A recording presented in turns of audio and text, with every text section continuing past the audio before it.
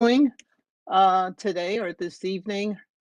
I know our summer is coming to a close quite rapidly. However, we do have about 2 or so remaining weeks, and hopefully, we'll have some more warm weather. We definitely don't want to get up to the hundreds, I'm sure, but we'll take the 80s. So, thank you everybody for joining this evening. I do have a brief announcement from Jarida that this meeting will be recorded. I understand the last time we met there was some technical difficulties, so I just want to let everyone know right out the gate that she will be recording this meeting for us this evening. And then I want to just recognize everybody around the virtual table. We have our Mayor Cantor, Councilor Cortez. We also have our leadership in our fire department, Chief Priest, um, Assistant Chief O'Callahan, and Mr. McHugh, which is our Deputy Director of Emergency Management, as well as our Fire Marshal Grimaldi, our Town Manager, Mr. Ledwith, our two Assistant Chiefs, Rickabon and Tierra, and of course, our Chief, Mr. Vernon Riddick. And I know that the summer has been quite busy for everyone around the table. And I just want to again acknowledge all the hard work that you all are doing because your jobs never end. Even when you go home, I know that I also make phone calls to our town manager. So I just want to say I appreciate all the hard work. Um, I got to tell you that it warms my heart and it makes me so comfortable because one of the reasons why I moved to West Hartford was because of the safety. And the other night, I was walking just to kind of stretch my legs. And I just said to myself, here I am 20 plus years later and still can feel very comfortable walking down our street and not have to worry about any type of craziness, even though I'm still vigilant about my surroundings. But again, it does feel very good that you can walk down the street in the summer night and not have to worry about any crazy nonsense. And then to see our policemen at work responding to calls at residences throughout the town. So again, thank you. And I also think I acknowledge Councilor Cortez. So just in case I forgot you. All right, so Great. I'd like to call our meeting to order. This evening, it is Wednesday, September 7th, and the time now is 6:03.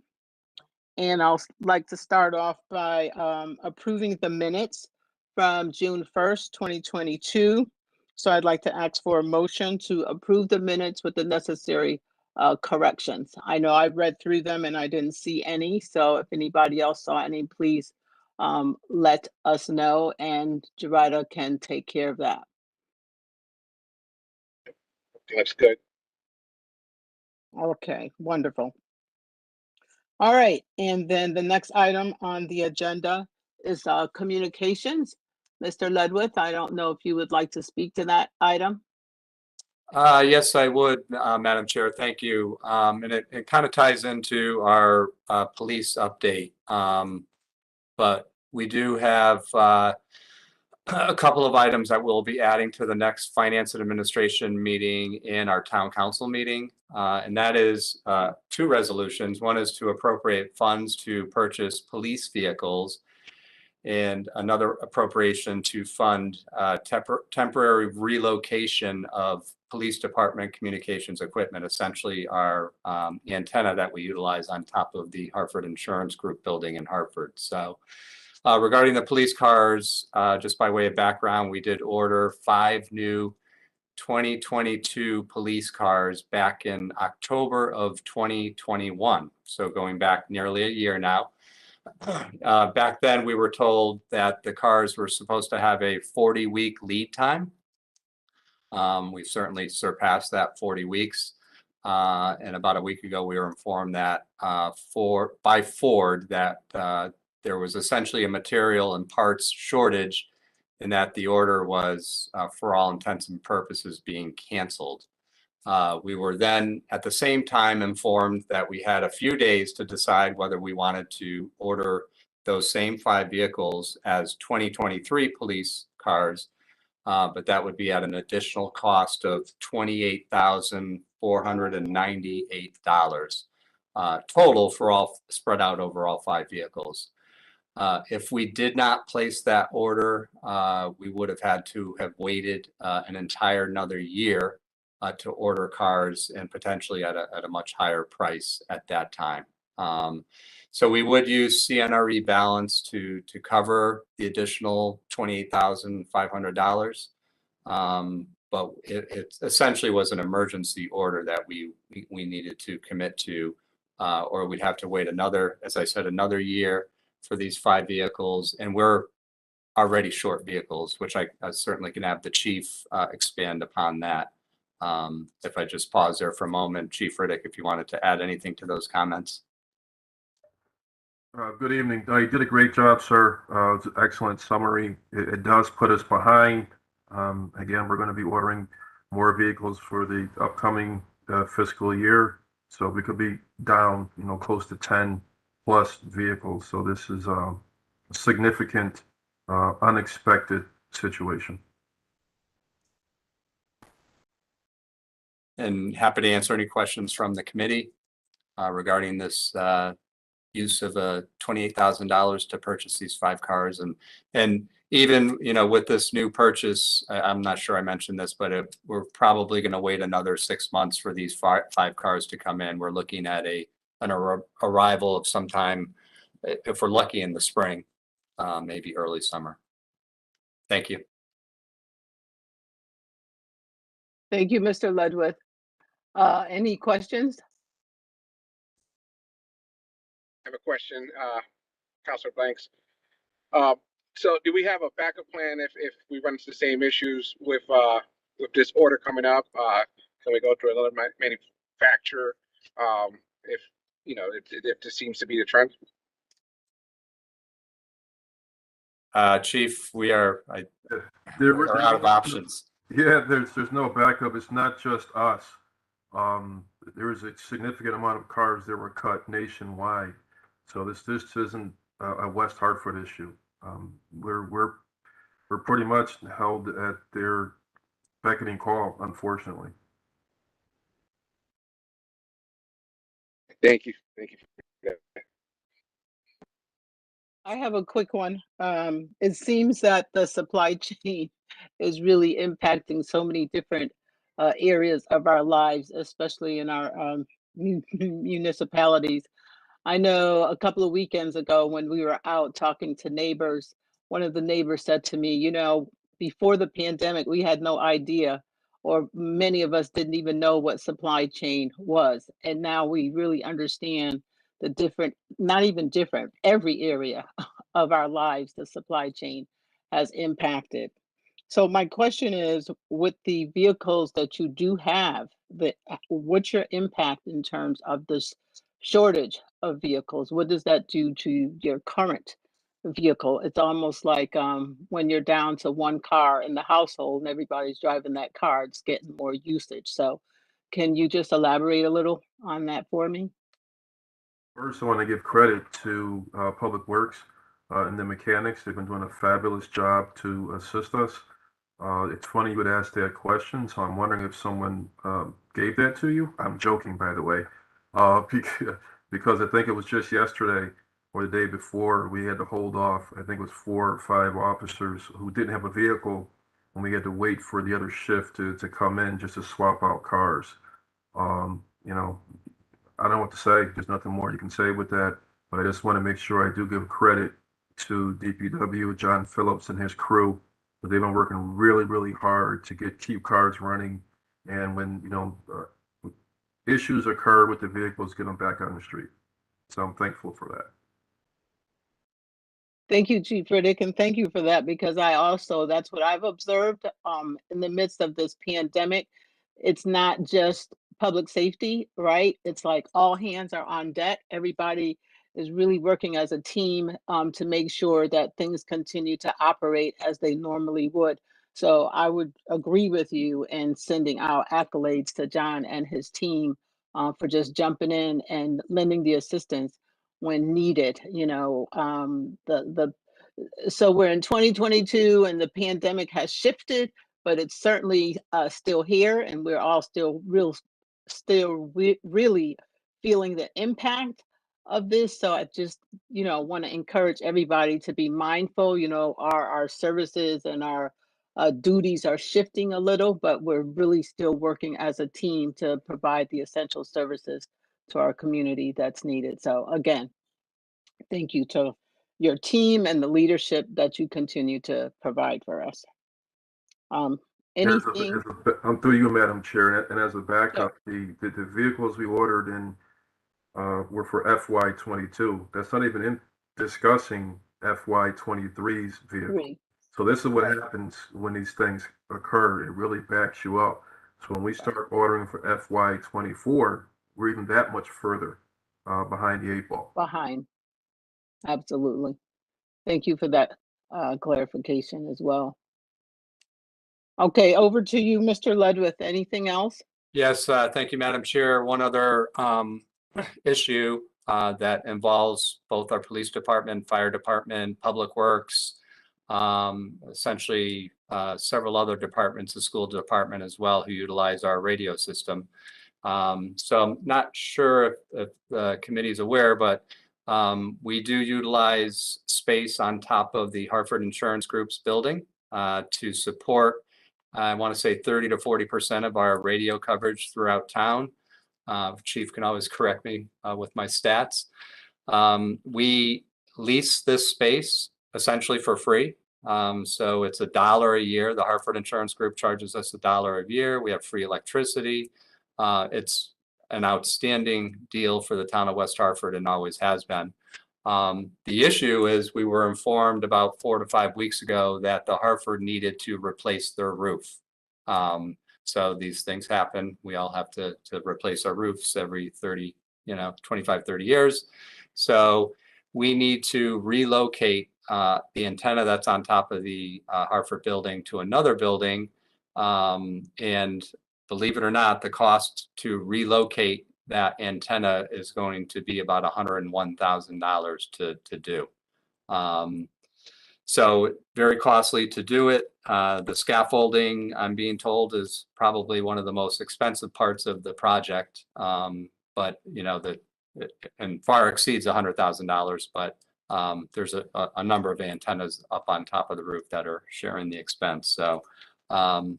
So they'd relocate the antenna for us while the roof is being replaced. We'd put the antenna back at the end of the project, again, at a total cost of $101,000. But again, reminding the committee that we do not pay rent essentially for the use of that building right now. We don't pay electricity. We would be looking at a pretty significant annual expense if we were to try to find another space and move that antenna to that space. We'd be talking, thousands of dollars in monthly rent, use of electricity, things like that. So it is, again, a great deal for the town of West Hartford. Just unfortunate that the roof needs to be replaced, but we're working very closely with the Hartford to do that, and would doing this to inform the Public Safety Committee. But again, we would be speaking at Finance and Administration next week, and then at the council meeting as well for final approval. Chief, anything you'd add to that summary? Again, you're doing very well. You're doing very well. Just for a point of reference, we could not be more grateful to the Hartford Insurance Group. They've been extremely generous, not just to us, Hartford PD. You are correct, it's roughly 30 to 35% of our coverage does come from there. But just for the group to know just what a great deal we are getting for this move, the scaffolding alone is roughly $250,000 just for the scaffolding, and with the man hours and personnel hours and everything else regarding that. So, for us to incur the cost of $100,000 compared to this total project, it really a small cost. And another point of reference, some of these contracts for the renting of this space are upwards of $2,000 a month. So you could be talking $24,000 a year just for the space alone. Thank you. Thank you, Chief. Back to you, Madam Chair. Thank you, Chief, and thank you, Mr. Ledwith. So I do have a quick question because that is certainly beyond a bargain. How long has this partnership been in place? I believe it's Chiefs, been I think it's about 5 years, somewhere around 2018, 2017, somewhere around there. I know it predates Chief Priest, at the very least. I know Chief Allen had initially been working on this, so it goes back a number of years. Okay, thank you. All right, anything else? That's it, Madam Chair. Thank you. Okay, thank you. All right, so we'll move forward to staff reports. And I believe Chief Priest, you're up first with the fire department updates. So I'll turn it over to you and your team. Outstanding. Thank you. It's really nice to see everyone. It's been a few months since we've been together. So as you can see, I have uploaded a fairly content-heavy report. It's very Greg Priest-esque. It's single-spaced, about 4 pages. And I can see Chief Riddick is giggling over there already, but I figured I'd call that out.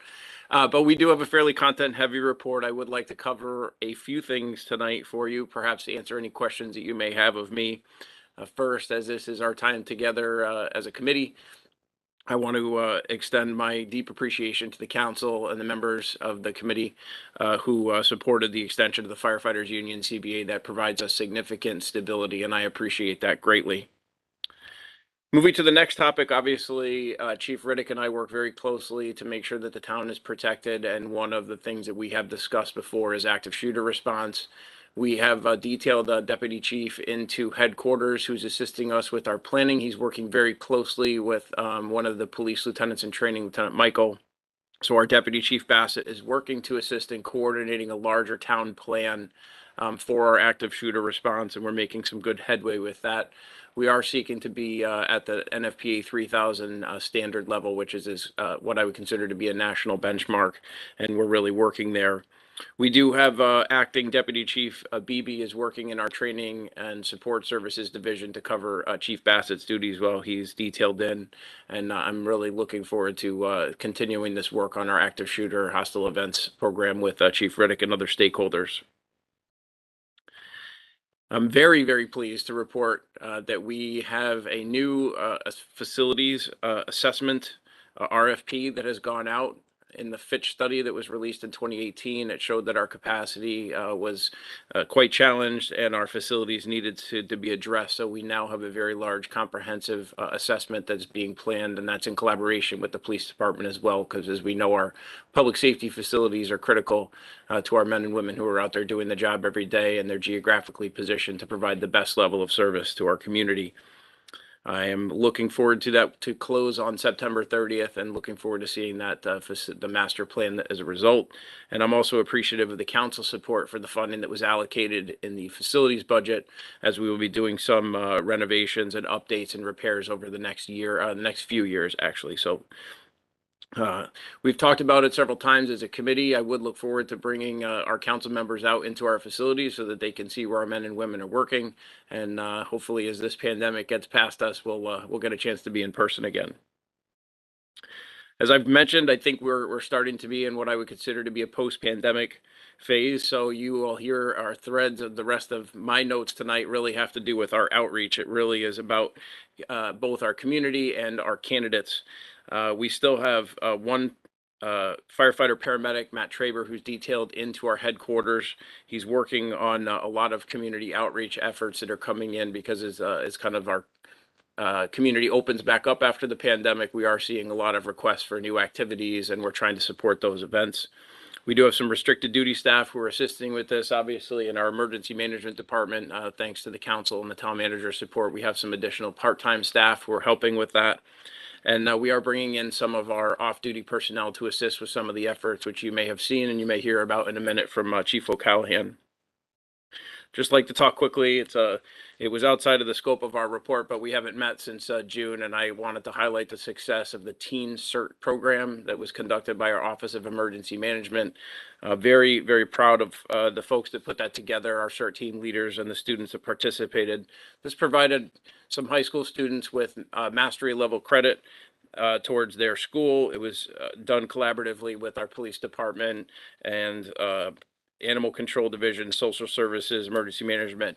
But what I really found compelling and fantastic about it is that after the graduation from the Teen CERT program, we had several of the youths reach out to our operations division to try and get, ride along and learn more about the fire department, and at least two of them had never really kind of thought about a career in the fire service. So it was great to see two young ladies come and join us out in the fire service. So kudos to both Chief O'Callahan's folks for doing those ride-alongs, and obviously to Bob for getting that program going. So speaking of Chief O'Callahan, I'm going to give him an opportunity to speak for a couple minutes on some of our activities related to our cardiac arrest and some of our EMS programs.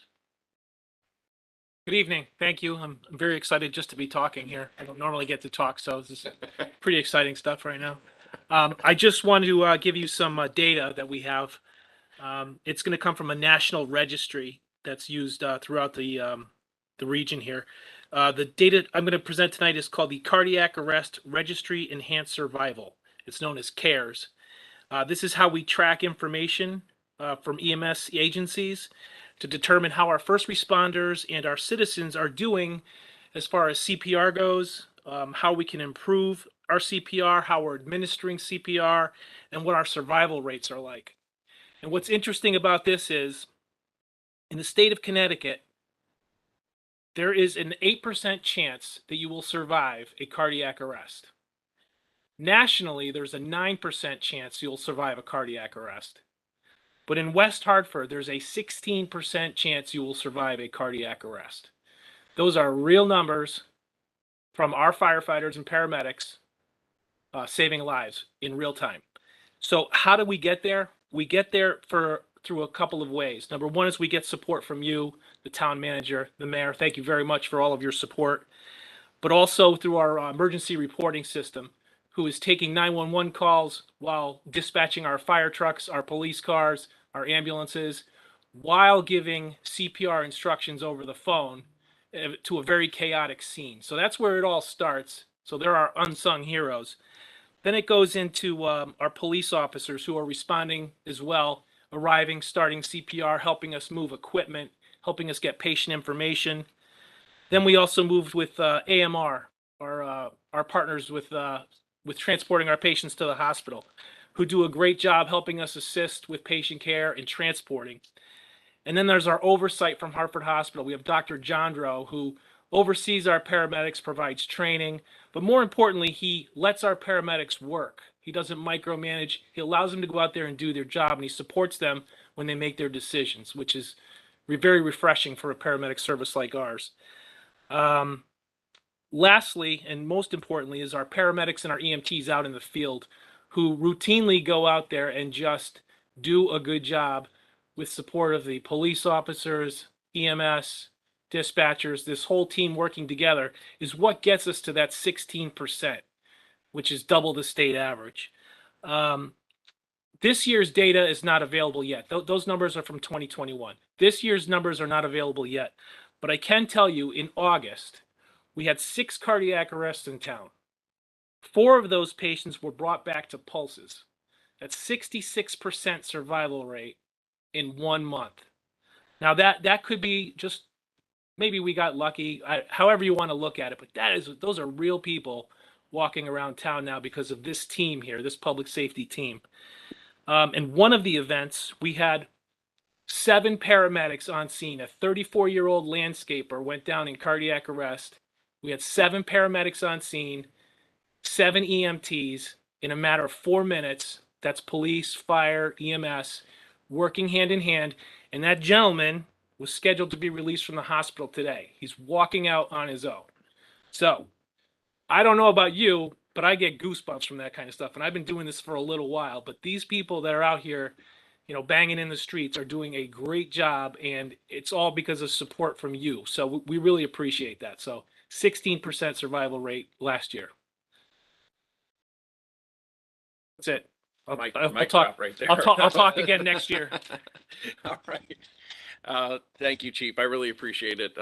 It's a testament to some great leadership in that division, and also some hardworking men and women out there in that collaborative relationship.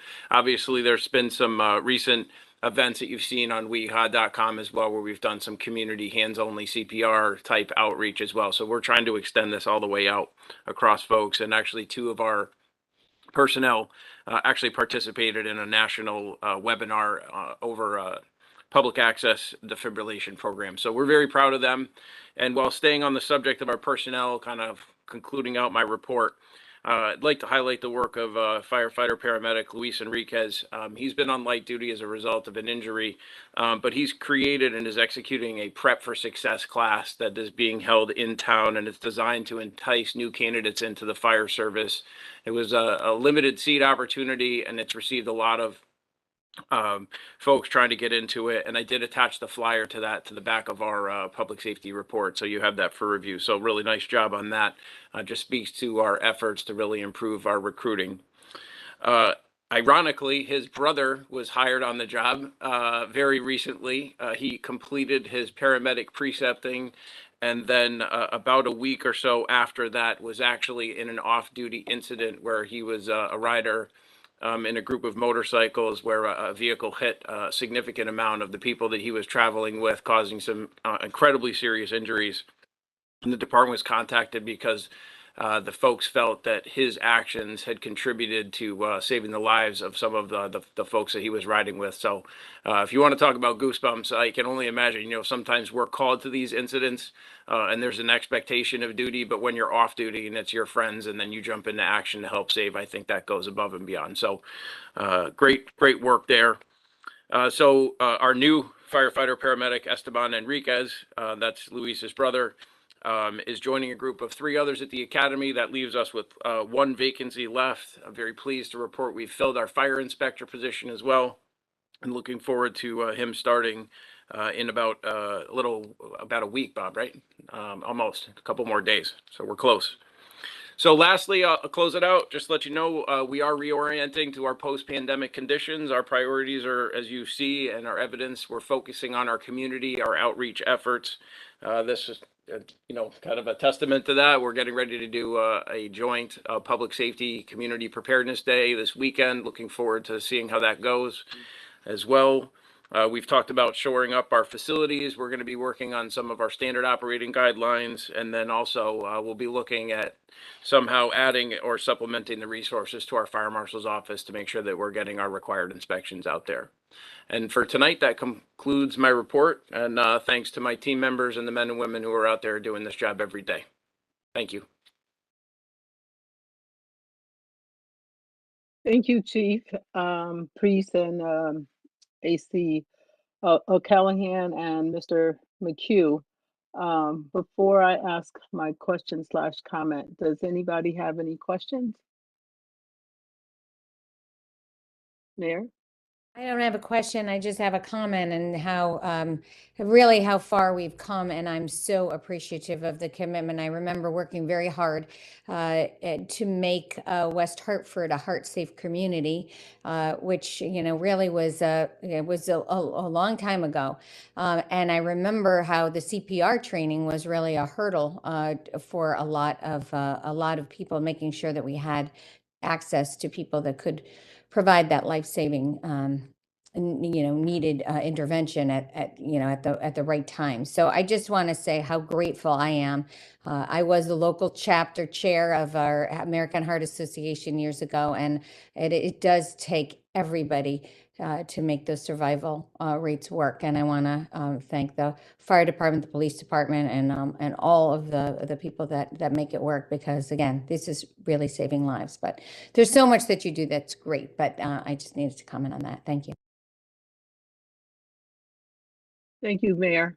And I would just like to echo those comments. When you started your report, first of all, thank you for the most informative report, but AC Callahan, as you were speaking, I was saying to myself, it'd be interesting to learn the outcome of the data in terms of the folks that the paramedics, when they're called to respond, and then how do you track the outcome, the positive outcome when they're walking out of the hospital? And you covered that. So I just want to say again, you know, you're talking about the goosebumps. Both of you were talking about the goosebumps throughout your report. I mean, this is just, you know, it goes to everything that we speak about, especially since I've been appointed to this committee, about the training, about recruiting new staff, the ongoing training, looking outside of the box, and speaking to the community, educating the community, your community outreach, and even your officers when they're not on duty, you know, how that training still kicks in and continue to save lives. So, you know, all I can do is just continue to lift all of you up, everything that you do every day, because you're just doing fantastic work, and it just gets better and better each year that I've been a part of this committee. So again, just thank you for all that you do and continue to do. And I'm so looking forward to the new people that you bring into this industry and this service, because it may not appear, you know, flashy and what have you, like a lot of the other big financial stuff, but at the end of the day, you're saving lives and you're really a hero, because I can imagine when you arrive, the hysteria that you may be greeted with, but because of your training, you go in and everybody is a professional, and you know, we just continue to see the positive outcomes. And again, just, you know, thank you. And I'm happy to hear that we're even beginning to bring in some more women and more females into this profession.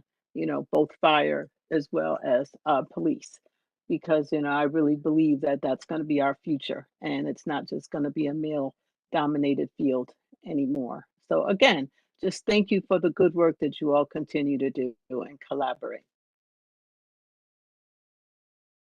Councilor Cortez, did you have anything that you wanted to add?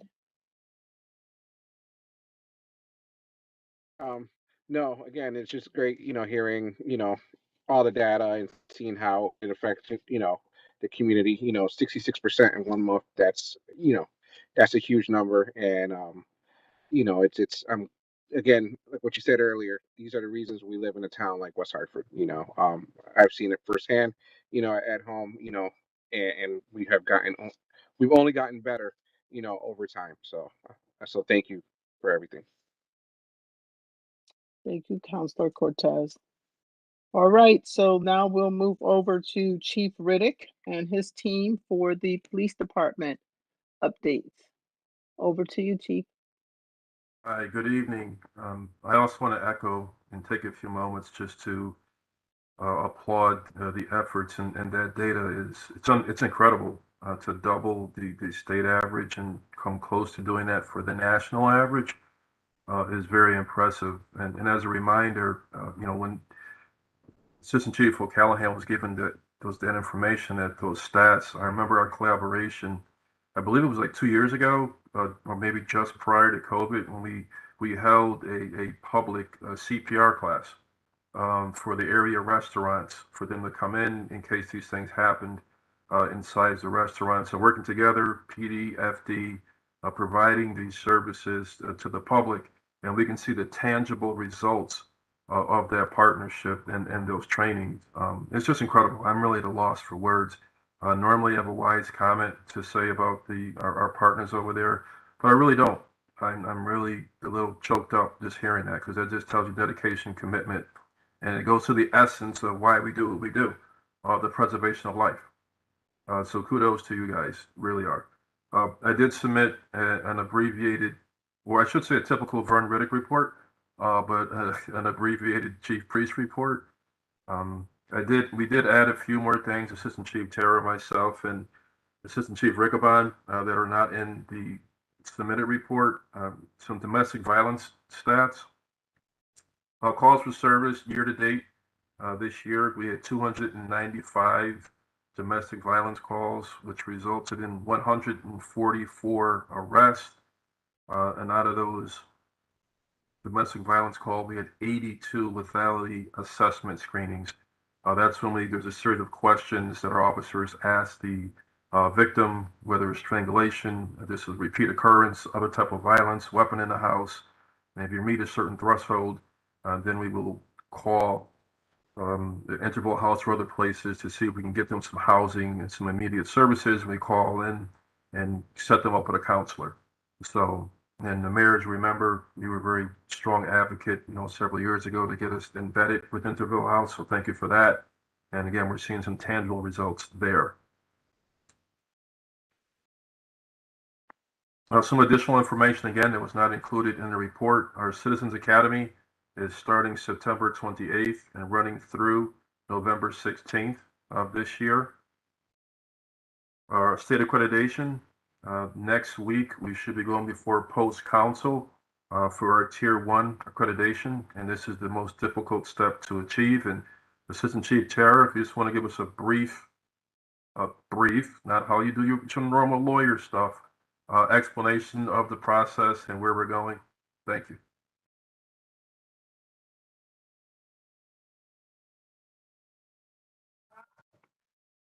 I think someone messed with my mic. It wouldn't go on. Real brief. When I first hired here, the chief told me this is the way we were going to go before all the other events that took place nationwide. Even before the passage of the House bill for the police accountability, we started working on this, but we were set back a little bit with COVID and all the delays along the way. However, with the new House bill, they're required, it was another unfunded mandate for all police departments to get accredited.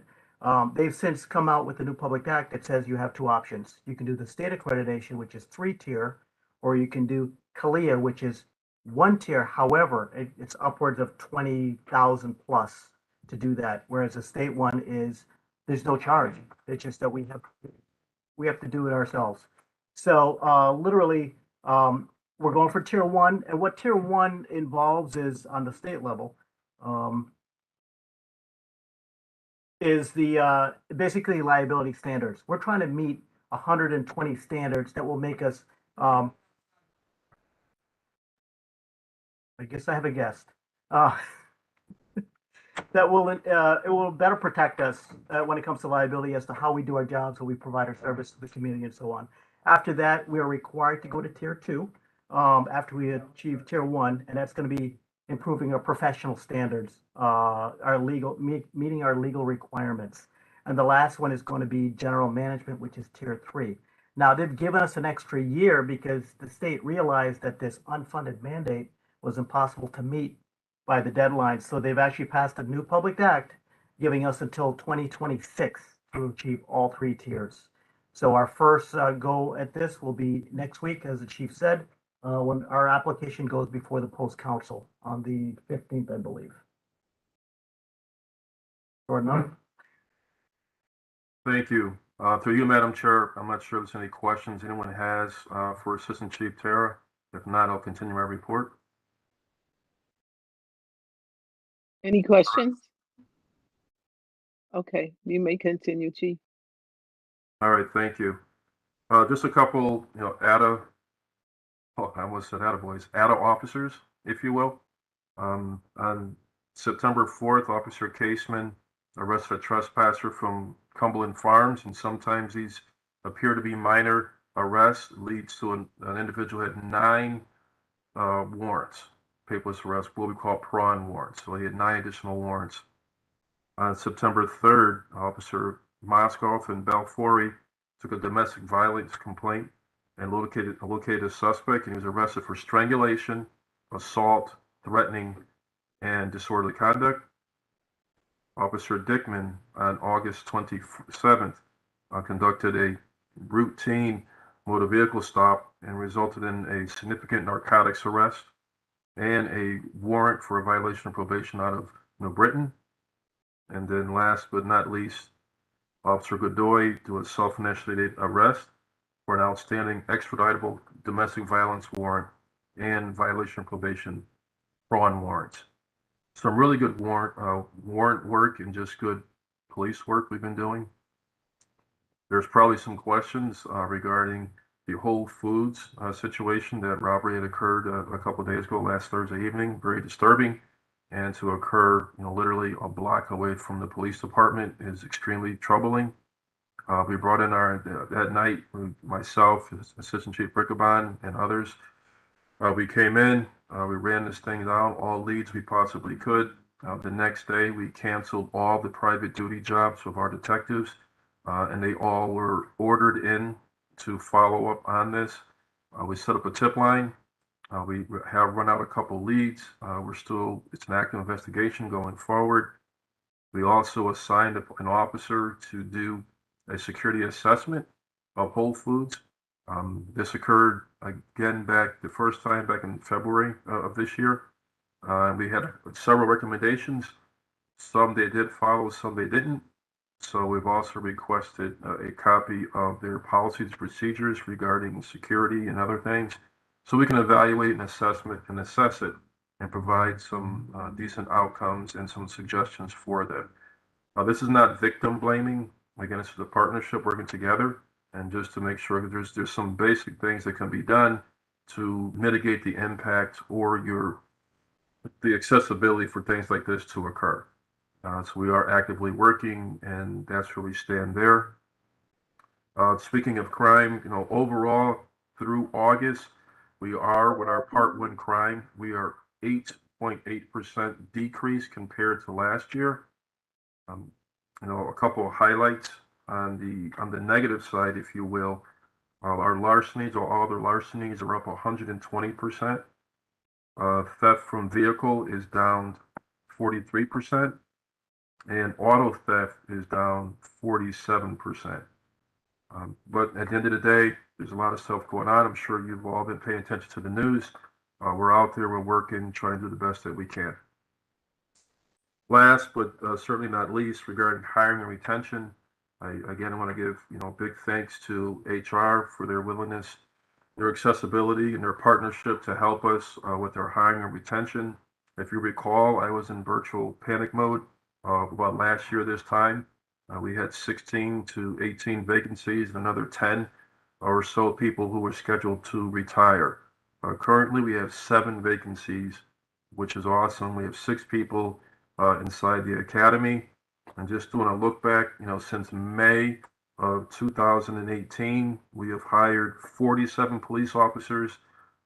20 of those 47, or 43% of our hires since May of 2018, were women or persons of color. So we've made a lot of progress, a lot of hard work, and a lot of strides going forward. And again, it's a partnership, HR, ourselves, changing some things, being more accessible, and that's where we stand. So that's it. Open for any questions from anyone here, and thank you very much. Thank you, Chief Riddick. Are there any questions for Chief? Councilor Cortez. Yes, through you, Madam Mayor. Couple questions. First of all, I just want to say thank you, Chief, Assistant Chief Tara, and Assistant Chief Rickabon, and all the men and women who work for the West Hartford PD for all you do.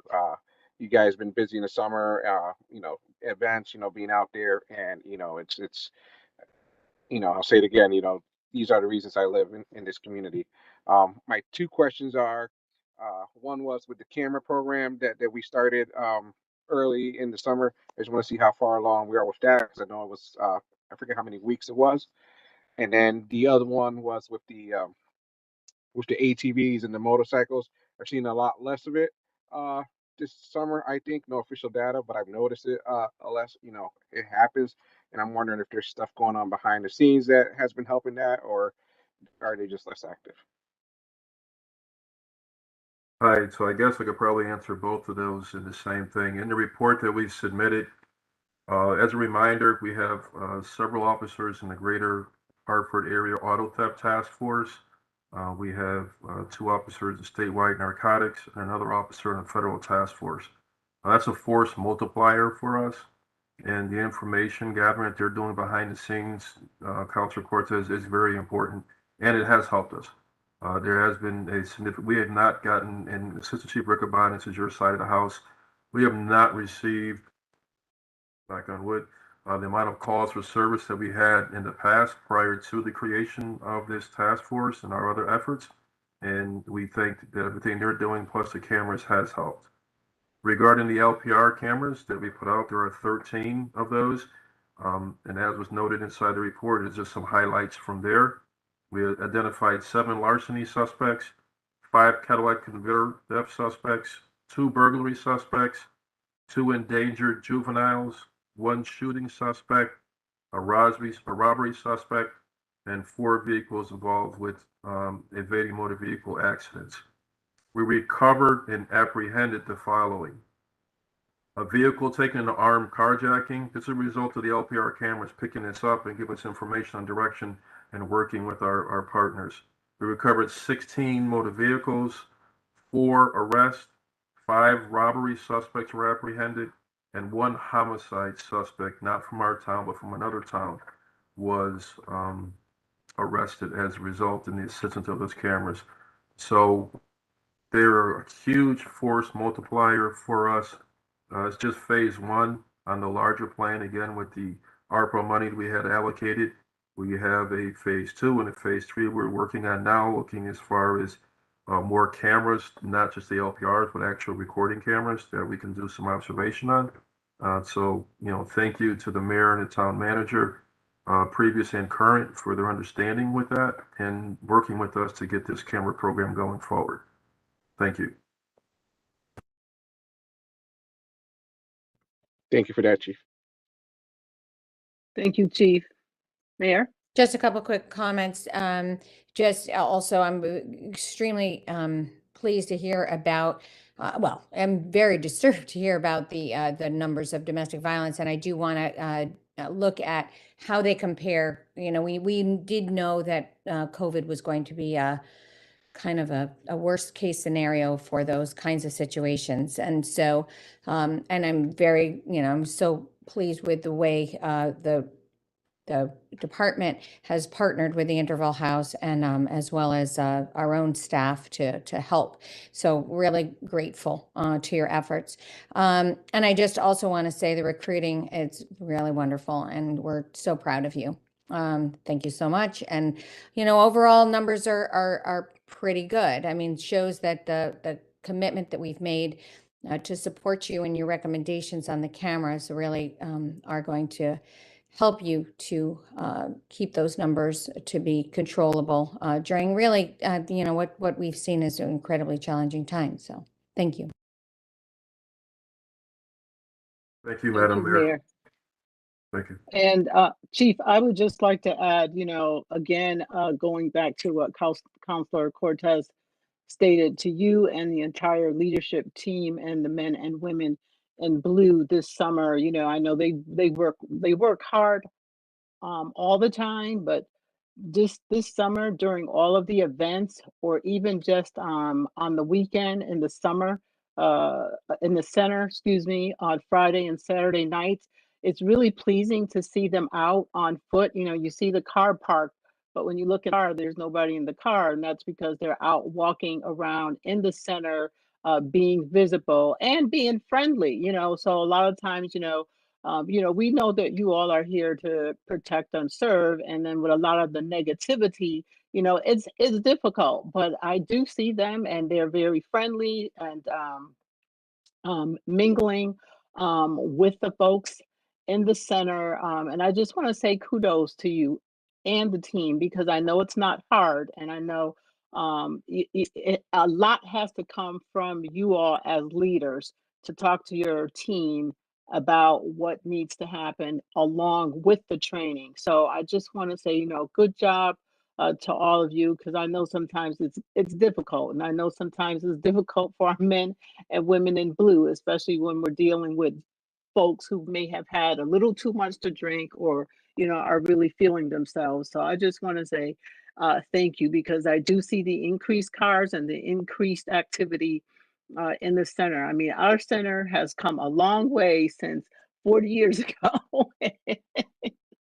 But again, your team is strong and you're hanging in there. As well as the number of traffic stops that I also observe when I'm driving around town. You're doing a fantastic job. I don't see any hotheads. I see a lot of control and people really, being compassionate, and especially to, the number of people who we've already said we can't do anything to them that's standing, in our various intersections with their cardboards. So again, thanks to you.